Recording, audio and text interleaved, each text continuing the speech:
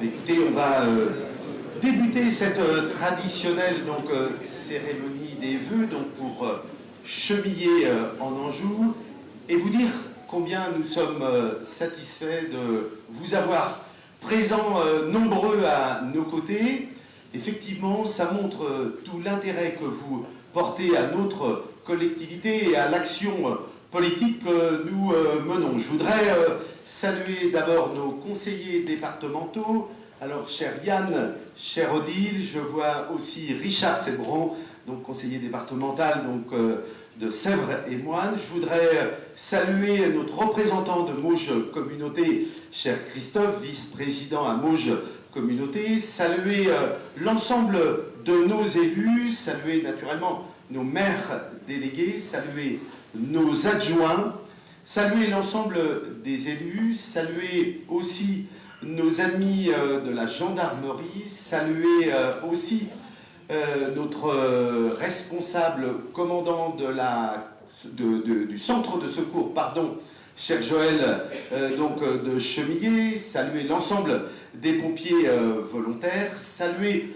l'ensemble de nos entrepreneurs ici présents, saluer l'ensemble naturellement des bénévoles dans nos associations, vous saluer, chers amis de Chemillé en Anjou, vous saluer pour votre implication, votre engagement sur notre collectivité, chers amis de Chemillé en Anjou.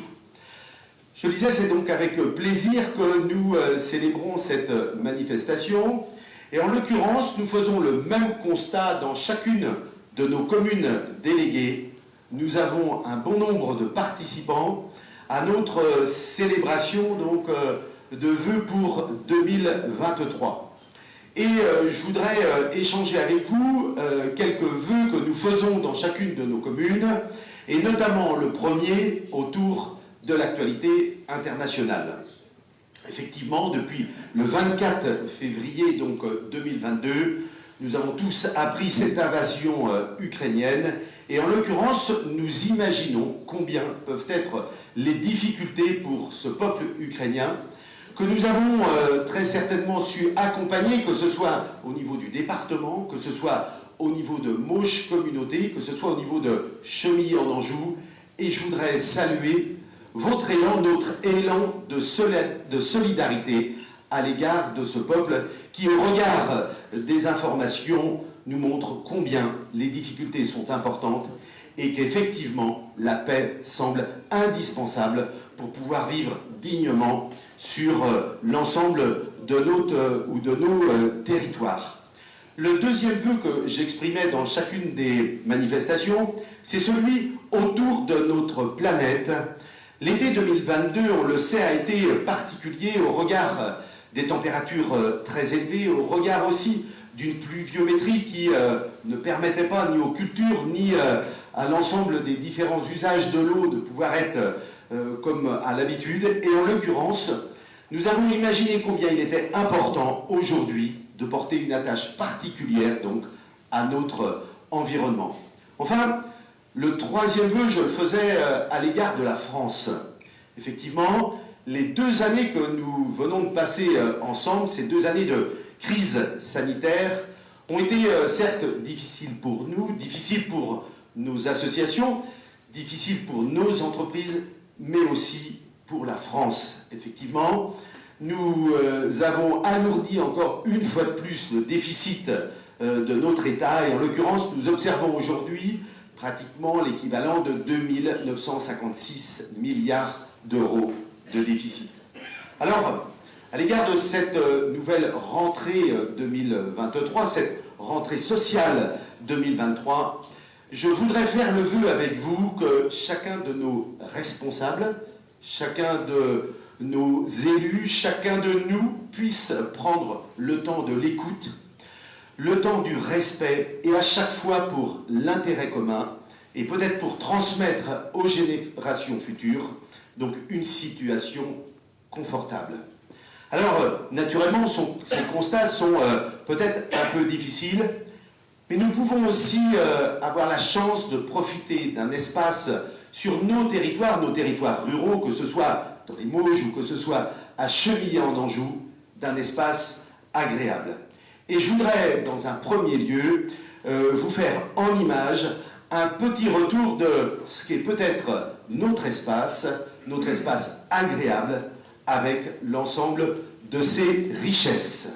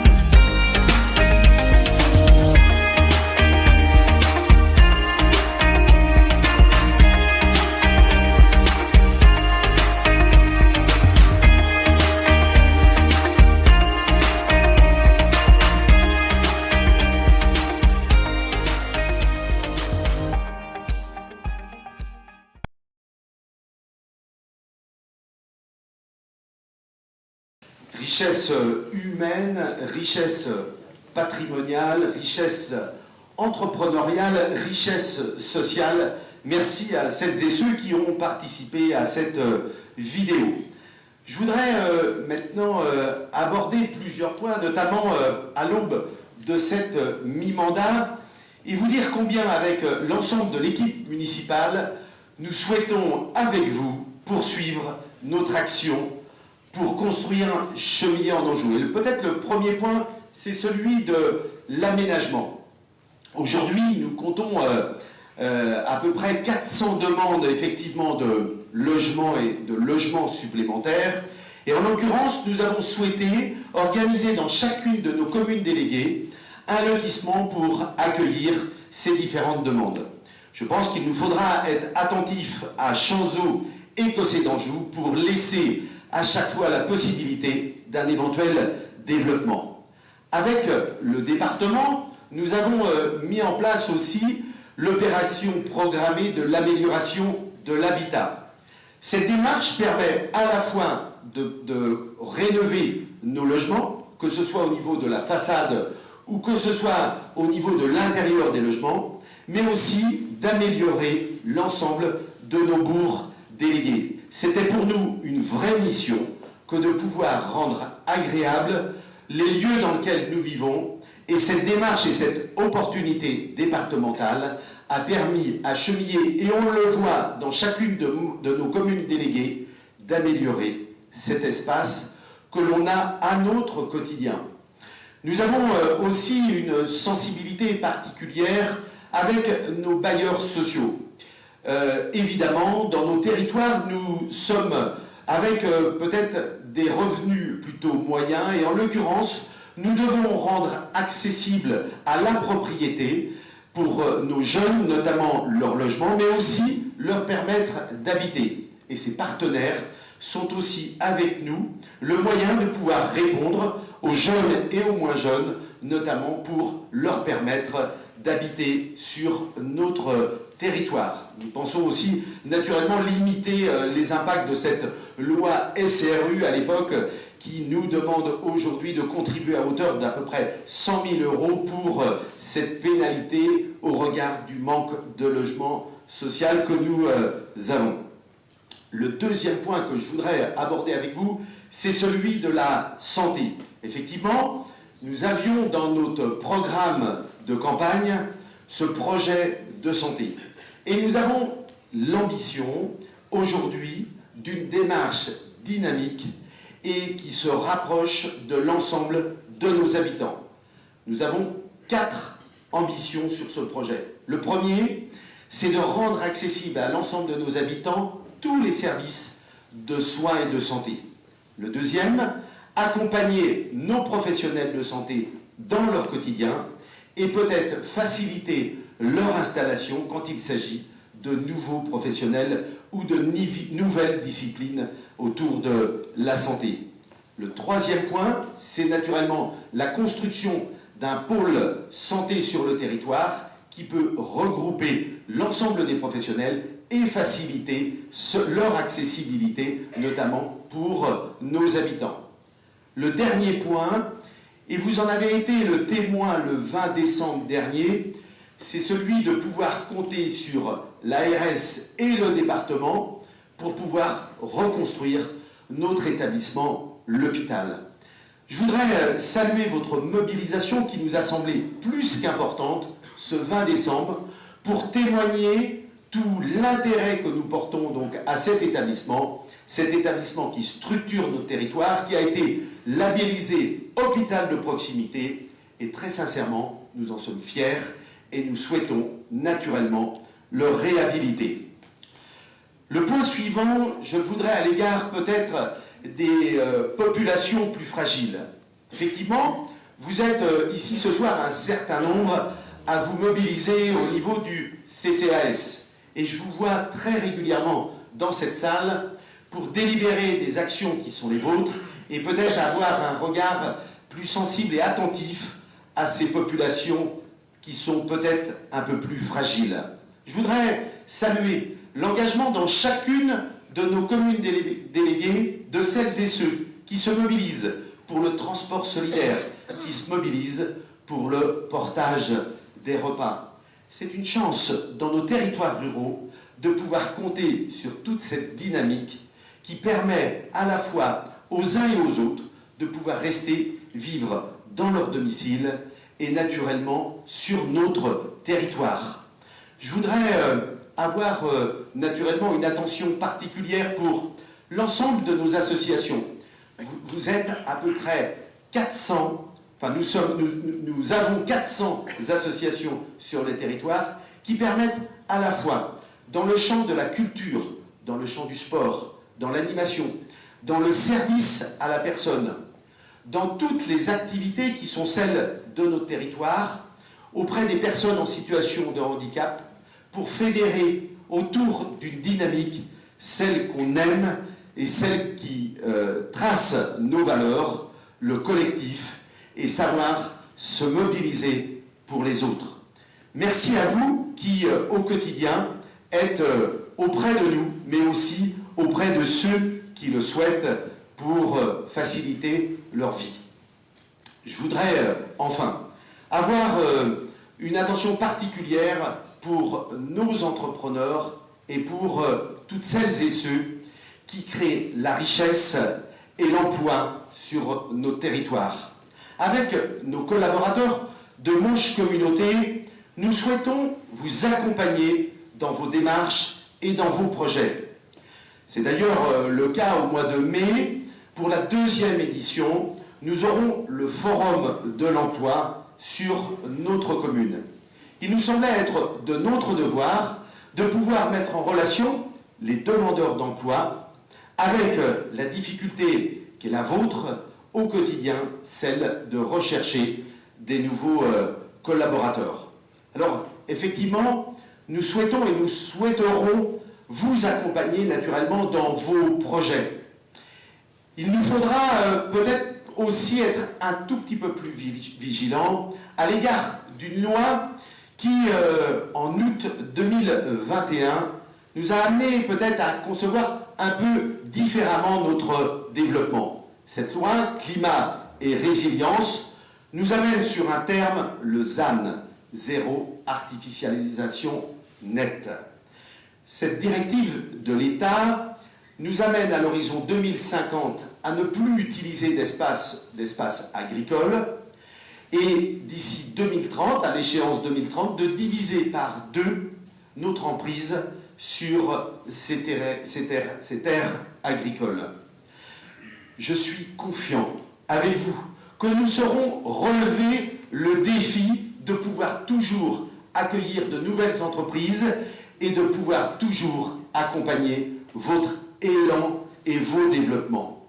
Par l'innovation, par la mutualisation d'espace et par notre collaboration, je fais le vœu et j'ai confiance en vous pour apporter finalement les moyens ou les nouvelles actions qui nous permettra à chaque fois, ensemble, de pouvoir continuer notre dynamique économique sur Mauge Communauté.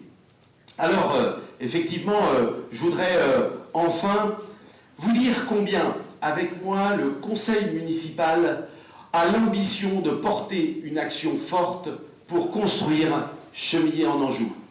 Et on a la chance de pouvoir compter sur des collaboratrices et des collaborateurs investis et engagés que je tiens à remercier ce soir. 2023 sera pour nous, effectivement, un budget d'investissement. Un budget d'investissement qui nous semble important pour accompagner les forces sociales, les forces entrepreneuriales, les forces associatives. Alors, effectivement, au-delà de ce budget 2023, je voudrais aussi mettre en évidence le collectif que nous travaillons sur nos territoires depuis un certain nombre d'années et qui nous a été guidé par les élus des précédents mandats que je souhaite naturellement saluer ce soir. Je voudrais saluer naturellement tout cet engagement qui est le nôtre et faire de ce territoire un territoire qui prend attache auprès naturellement de notre environnement et peut-être faire attention aux différentes ressources naturelles et citer peut-être la ressource qui nous est le plus chère, l'eau, que ce soit au niveau de sa quantité ou que ce soit au niveau de sa qualité.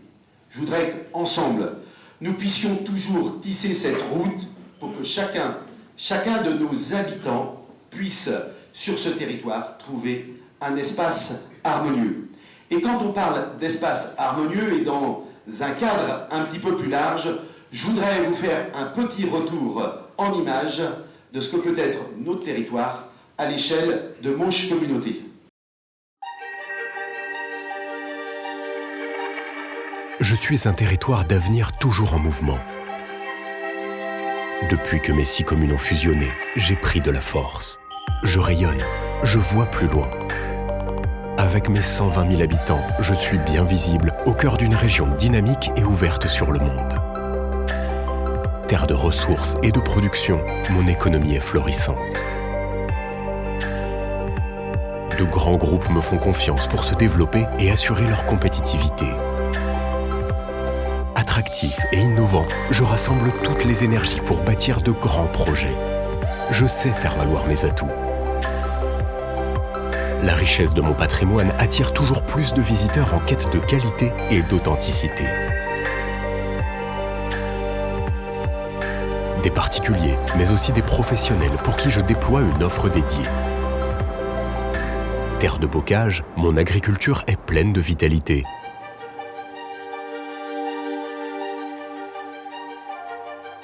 Adepte des circuits courts, je n'hésite pas à me réinventer en intégrant les principes de l'économie circulaire. Territoire zéro déchet, je fais attention à préserver mes ressources. Et je suis fier des résultats. J'investis dans la transition énergétique. Déjà 13% de l'énergie consommée sur mon territoire est d'origine renouvelable. Le bien-être de mes habitants est ma priorité. Pour eux et avec eux, je conçois et développe des équipements qui améliorent leur qualité de vie. Avec Mouge, je facilite les déplacements en déployant de nouvelles mobilités. Chez moi, la culture est vivante et accessible à tous. Ma programmation est riche et diversifiée. Enfin, je cultive la solidarité, l'entraide et l'esprit d'équipe. C'est avec ces valeurs, inscrites dans mon ADN, que je me projette dans l'avenir. Dynamique, innovant, entreprenant, optimiste. Je suis les Mauges.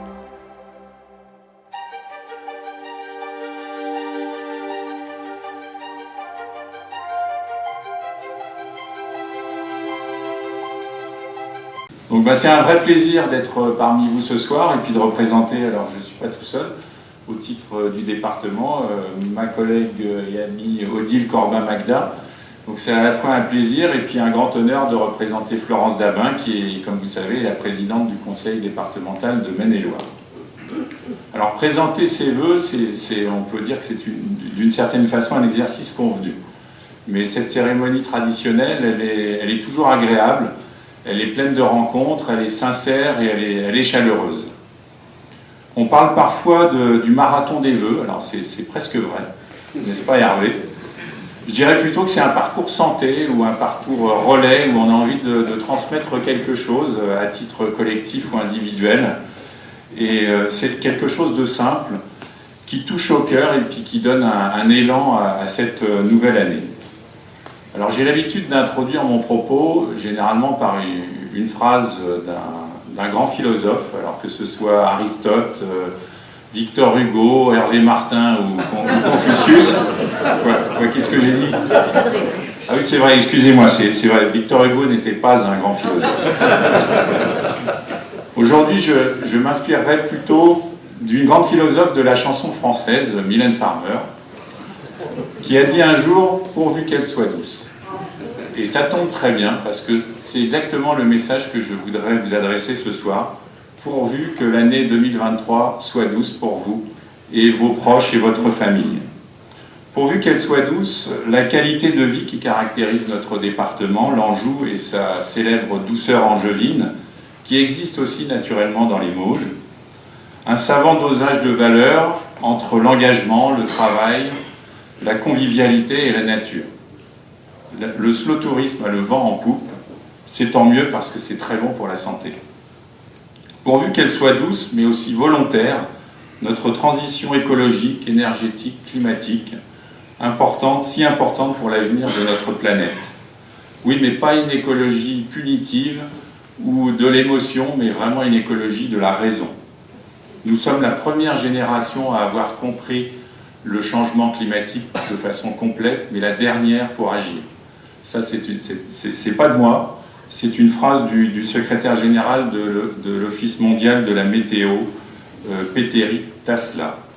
Voilà, donc nous sommes tous engagés pour la biodiversité et c'est même le thème des vœux du département cette année. Comme vous savez, le département gère 89 espaces naturels sensibles, des ENS, sur 72 000 hectares, c'est à peu près 10% de la surface du département, comme autant de poches de nature, faune et flore à protéger et valoriser. On peut citer à Chemillé-en-Anjou, notamment le domaine de la Morosière à Neuvy-en-Mauges, par exemple. La biodiversité, c'est la vie. Elle est belle, mais elle est aussi fragile. On pourrait dire que c'est comme une goutte de rosée posée sur un brin d'herbe. C'est donc une attention particulière portée à l'eau, et tu l'as dit, Hervé, source de vie en quantité et en qualité pour tous ses usages. Une maison de l'environnement sera aménagée prochainement sur le site de Boudré, à Seiches-sur-le-Loir, un site pédagogique de découverte de cette flore et de cette faune, et qui mettra en résonance l'ensemble des sites. Protéger, valoriser, mais aussi prévenir, par exemple en installant des caméras de détection en amont des feux de forêt, une des leçons des incendies de cet été, de l'été dernier. Aussi, par exemple, poursuivre la réhabilitation des collèges pour améliorer l'isolation thermique ou végétaliser les cours. Pourvu qu'elles soient douces, ces nouvelles mobilités de loisirs ou de trajets domicile-travail, avec l'ambition pour le département de créer 950 km de pistes cyclables supplémentaires à horizon 2030 en lien avec les intercommunalités. Pourvu qu'elles soient douces, notre action de proximité pour accompagner et aider, c'est le rôle premier du département. D'abord aider les collectivités, communes et intercommunalités avec des contrats de territoire opérationnels. Quand Chemillé en Anjou déploie par exemple des city-stades, le département est à ses côtés. Les exemples sont nombreux. Ensuite, aider les habitants tout au long de leur vie, de la petite enfance au grand âge, les solidarités étant la compétence principale du département.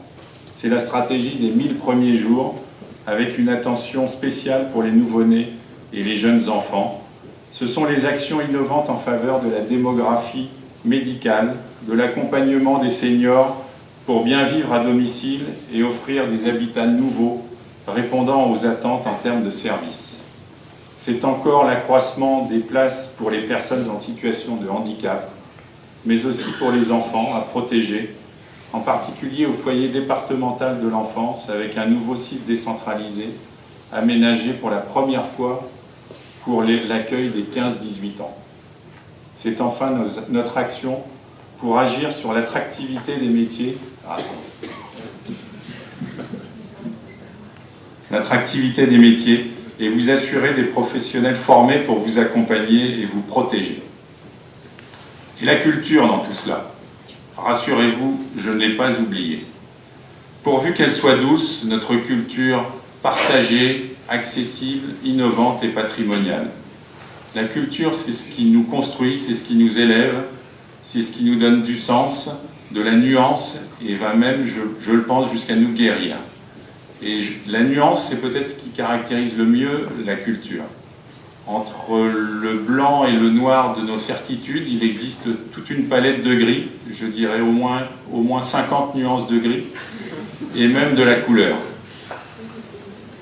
Un sens critique indispensable pour comprendre et aimer le monde et sortir d'une bulle qui nous enferme de plus en plus et qui conduit certains à penser encore que la Terre est plate. Donc pour terminer, je voudrais vraiment m'adresser à vous à titre personnel et pour chacun d'entre vous, pourvu qu'elle soit douce, votre vie de famille avec vos amis, pourvu qu'elle soit douce, votre attention aux autres, en particulier les plus fragiles, et pourvu qu'elle soit douce, la pente qui va de vos rêves et de vos bonnes résolutions de début d'année jusqu'à leur concrétisation réelle. Voilà, tout simplement, meilleurs vœux 2023, santé et bonheur partagé. Merci Yann, effectivement, pour tes propos, bien que quelque part, on peut penser que parfois, Yann, tu te trompes quand même. Je voudrais saluer ton investissement au niveau de l'ensemble de nos collectivités, parce qu'effectivement, même si tu es bien le représentant de Chemillé, au niveau de la culture, tu représentes notre département. Je voudrais très chaleureusement vous remercier, l'ensemble des élus. Vous êtes une équipe formidable avec laquelle je pratique au quotidien bon nombre de projets. Je vous remercie, c'est ce qui me motive. Vous me motivez. Merci à vous pour votre investissement et votre engagement pour notre collectivité. Je vous remercie naturellement et je vous souhaite de partager avec l'ensemble de nos participants le verre de l'amitié, et je voudrais saluer toutes celles et ceux qui ont participé à cette préparation. Merci à vous.